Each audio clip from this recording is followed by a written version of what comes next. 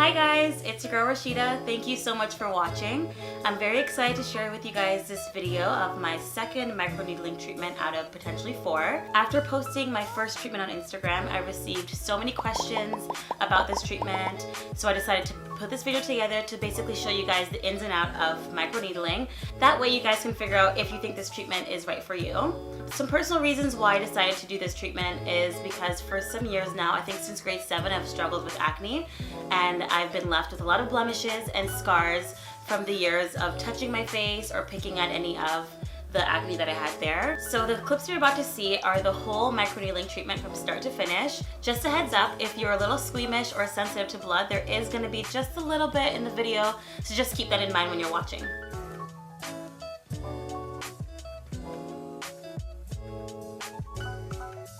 Okay guys, so for your treatment, I recommend showing up at least 15 to 20 minutes early, making sure your face is completely clean, and also that you're able to apply numbing cream, which should stay on at least for 15 minutes. The numbing cream really helps to relieve any discomfort that you experience during the treatment. So a few things to expect for the treatment. So of course, because we're doing microneedles on your skin, you're going to experience some redness and some spot bleeding. It's nothing to be afraid of, and in fact, bleeding during the treatment is actually better for it. Bleeding during the treatment is actually a great sign that it's working. That means that your skin is opening up. The hyaluronic acid that we're using is going to be embedded into your skin, which is going to produce the collagen needed to heal the acne scars. My numbing cream has been on for about 15 minutes, so I'm going to go wash it off and we'll get started with the treatment. Hi, so this is the actual eDermaStamp cartridge that we're going to be using. Here we can adjust the depth, and it's controlled by foot pedal.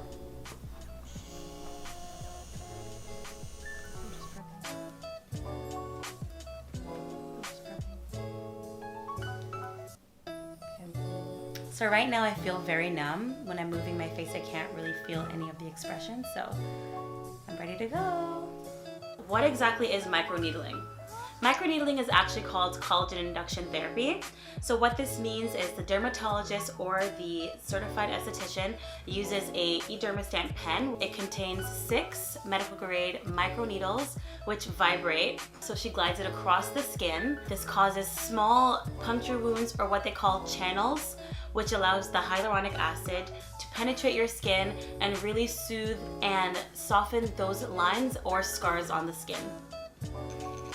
The forehead was the most uncomfortable part of the session just because there's less fat on your forehead, but because it is my second time around, I knew what to expect. So I would say on a scale of 1 to 10, it was about a 4 for me. So the side of my face is the area that I was really concerned with. It actually has the most of my acne scars. After the first treatment, I did notice a huge percentage of it gone. I'm just looking forward to completely getting rid of it. Kelsey, can you do that for me? I can do my best. Mm-hmm. Oh, that's not too bad. Once you get past the forehead, oh my gosh, I could sleep through the rest of this. Not bad. So the treatment itself can last anywhere from 30 minutes to an hour. This depends on the severity of your acne scars and how many sessions that you've gone in to do. Because this was my second treatment, it wasn't as long, which is good, but she was very thorough with the treatment. I also was prepared for exactly what it would feel like, so I was less nervous the second time around.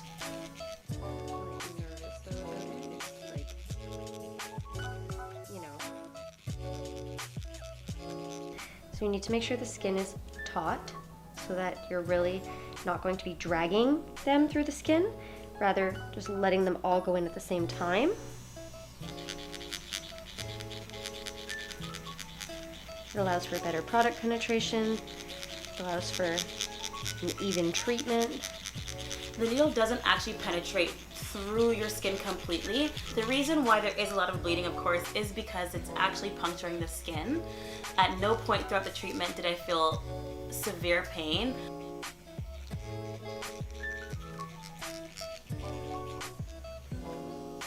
So this is a really thin area for skin as well. We want to keep this at the minimal amount of penetration. Well, some things to expect after the treatment. So your skin's gonna feel a little bit more tight than usual and also a little bit more warm. I also noticed that it was a little bit raised on my skin in some areas that she really focused on. And the focus areas for me were the sides of my cheeks and the side of my forehead here. So she really focused on those areas, so they were a little bit more swollen than usual. At FacesMD, we offer free consultations in order to determine how many sessions are right for you.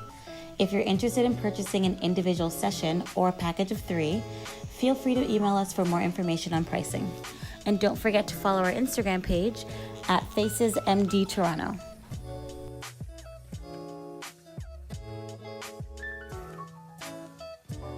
So some people were asking me if there were any restrictions after the treatment, and there are quite a few. Just so you know, within the first 24 to 48 hours, you should leave your face as is, meaning don't touch your face, don't wash it, don't rub any makeup wipes on it, just leave it alone. So you can wash your face, I would say the next day or 2 after. Make sure you're using a gentle cleanser and drying it off with paper towel rather than a towel. I'd recommend that you do this treatment on a day where you don't have any plans that night or even the next day. Stay away from wearing makeup for the next 48 hours. Makeup, of course, and the makeup sponges you're using can infect the skin and also build up any bacteria that's not necessary, and it will interfere with the healing. If you are going to be applying any makeup, make sure that your makeup brushes are clean, or you can just purchase entirely new ones. To be honest, I actually switched over from using the sponge makeup beauty blenders to the silicone ones here. I purchased these 3 from Winners. They're 3 for $6, which is amazing. I found that these glide on just as good as the sponge makeup wipes, but they don't absorb any of the makeup and the oils that are on your skin. So another question that a lot of you have been asking are, what are some of the products that I have been using before the treatment to help minimize the acne scars, and after the treatment to help improve the results? There are 2 brands that I've switched over to that I've really love. So the first product that I recommend you use is the Gentle Cleanser from Malaria. This product is super cleansing and doesn't irritate the skin with any chemicals or fragrances. The second product that I recommend is Derma Stem Cell Rebuilding Complex. I ordered this product a few months ago, and honestly, I've never ever had anything like this that has really improved the scarring on my skin. I purchased this product in November before my first treatment. I applied it every morning and night on my acne scars, and I can say this honestly, it has really improved the texture of my skin, and I've noticed it enhanced the complexion and as well has reduced a lot of the acne scars that I had. Another product that I recommend from DermaQuest is the Mini Pumpkin Mask. We offer this full facial treatment at my work at FacesMD, and this pumpkin mask is recommended for anyone that is struggling with any acne, congested pores, or overall any pigmentation on the skin.